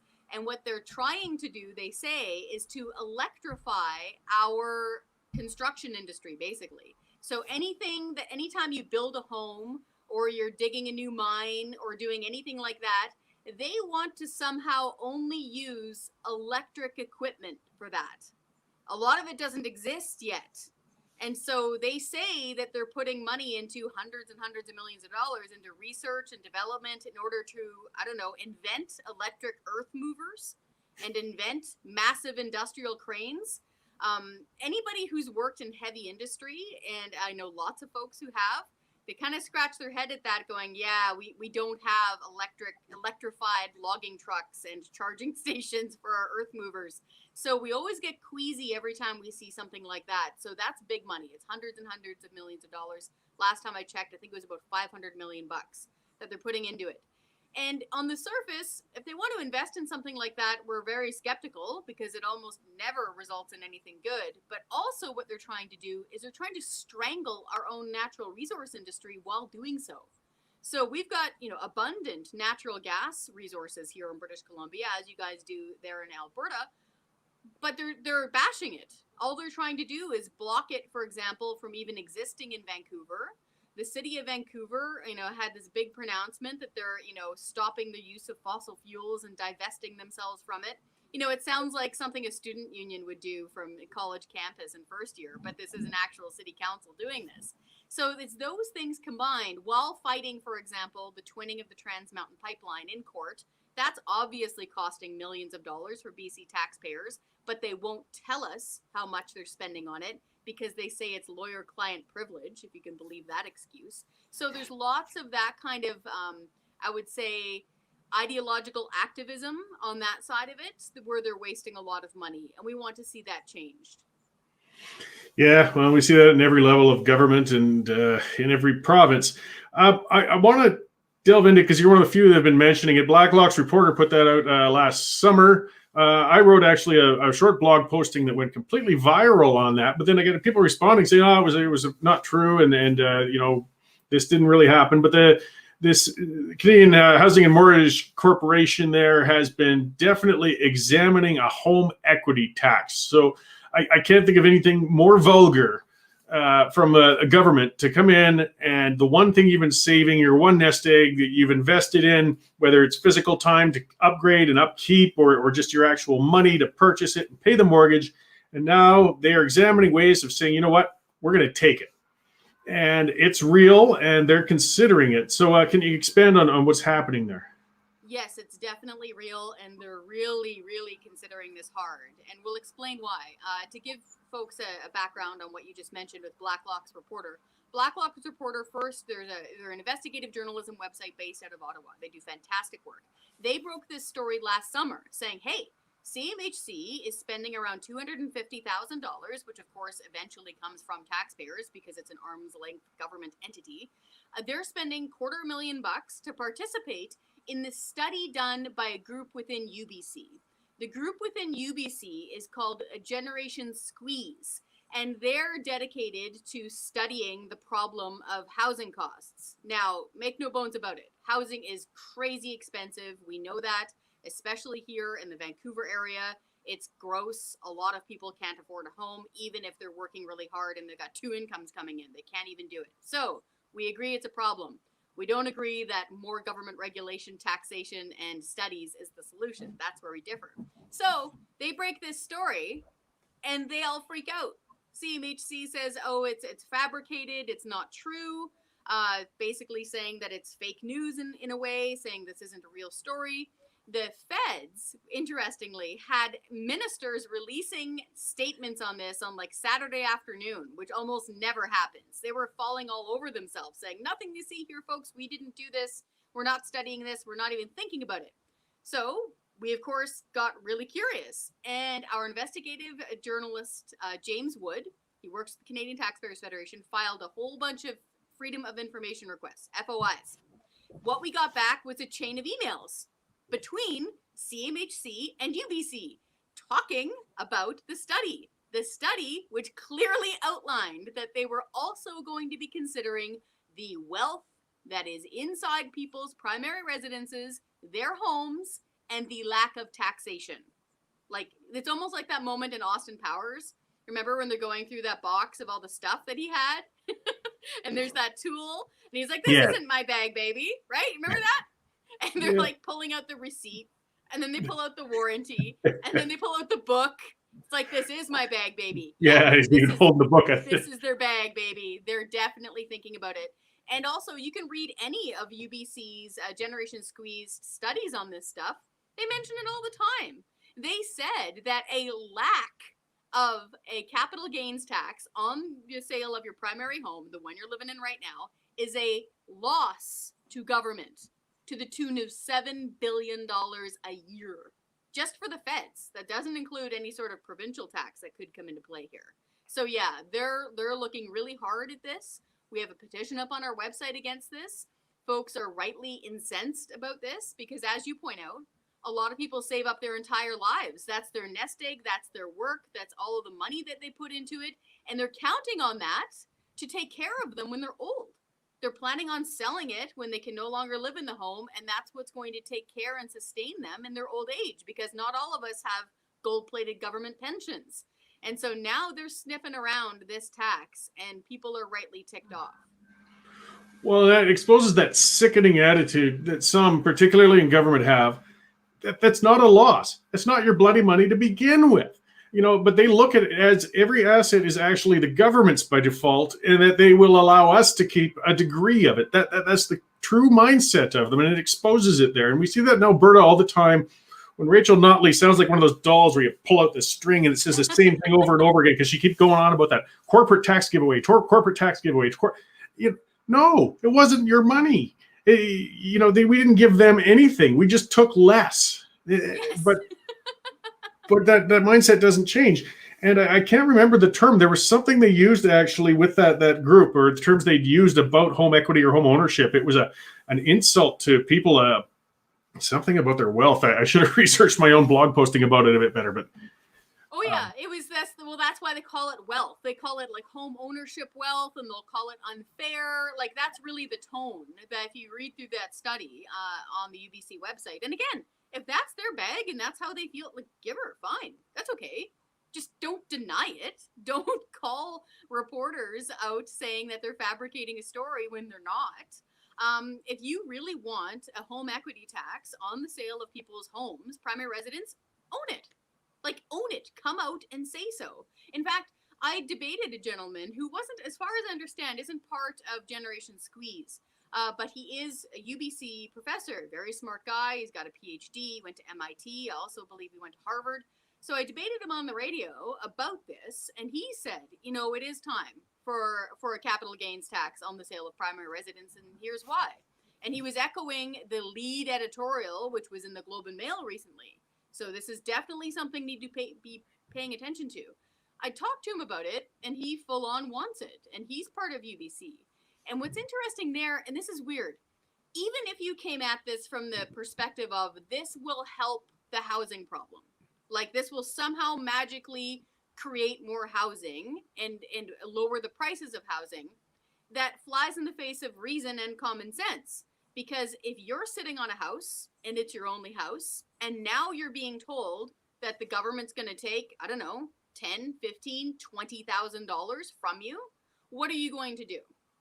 You're going to probably not sell for longer, so that reduces the number of homes on the market, that reduces the supply, or you're going to tack that amount of that tax onto the listing price of your house so that you're not eating it. That increases the price.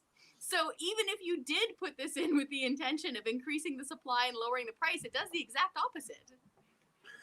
Yeah, well, and we're coming into in less than a couple of weeks, we're going to see a budget from the Liberals, which is obviously going to be an obscenity of spending and promises and everything to try as we're moving into an election year.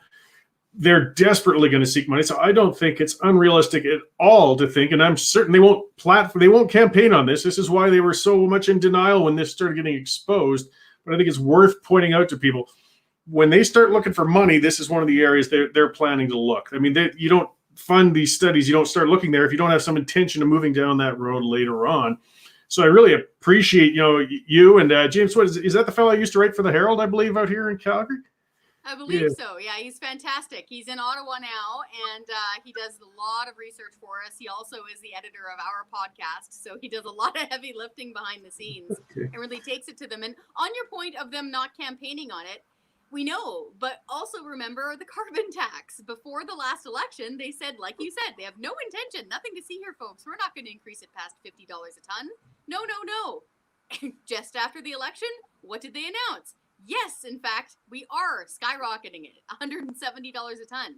I think it's a 470% increase over 9 years. That's a huge broken promise. So hopefully he gets a visit from Fibber very soon. So again, if you want to believe the feds and say, oh, I'm just going to fall asleep happily thinking that this will never happen to us because they've promised it won't, well, good luck. We're a little bit more cynical than that. Yeah, I understand. Well, all we can do is keep trying to tell people as we go into this election year. So I appreciate, Blacklocks, as you said, report. They do some fantastic stuff they've dug up and leaked out there. I'm looking forward to more. And, the Canadian Taxpayers Federation following up and exposing these things and pointing it out to the public. Hopefully we can turn the tide, or at least make them vehemently deny it enough that it really becomes impossible for them to bring it in if and when they get back in with another majority. So where can we find more information about what you're up to and the Taxpayers Federation in general? Oh, that'd be fabulous. We're also trying to get provincial recall legislation in every single province. I know you guys have just tabled your legislation there in Alberta, which is great to see. We've had it here in British Columbia for a long time. It's a nice tool to have. We'd like to think it keeps politicians more on their toes. So even if we're not recalling people every week, having that big stick there is a really good tool in the toolbox. So we want to see that happen across Canada. It's one of our campaigns right now. You can go to our website, taxpayer.com. We have a ton of different petitions on various issues there, depending on what bee is in your bonnet. And what I really love about it is that we have a toolbox there on how to really be a good citizen and an activist in an effective way. How to write a good letter to your MP or your MLA. How to make that good, firm, but polite phone call. How to actively campaign to a politician and say, listen, lady or guy, we're not going to vote for you next time if you keep screwing up like this. And it matters. For every, I know with your experience in media, for every one letter or email that you get into a politician's office, the rule of thumb is about 100 people feel the same way, but they haven't bothered to call. So that's what we really try to harness at the Canadian Taxpayers Federation, is to really bring that movement to politicians and put pressure on them to stop screwing up. That's excellent. And it's really important to keep them somewhat accountable more often than once every 4 years. And it is up to us. And not, your average citizen doesn't look into how do you reach out or how do you contact or does it have an impact. So in providing those tools and showing, no, you can do it. Again, it's much appreciated. So folks, have a look at taxpayers.com. You can make your mark out there as we lead into an election year at the end of a crazed pandemic.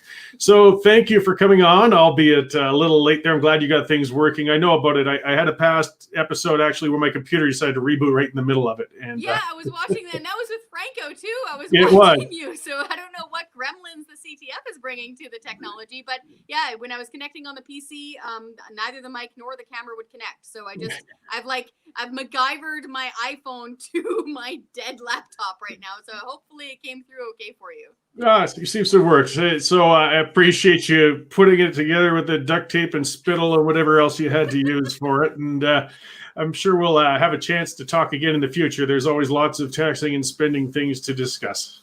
Unfortunately, you betcha. Looking forward to it. Great, thanks. Okay, well, thank you, everybody. That's it for this week.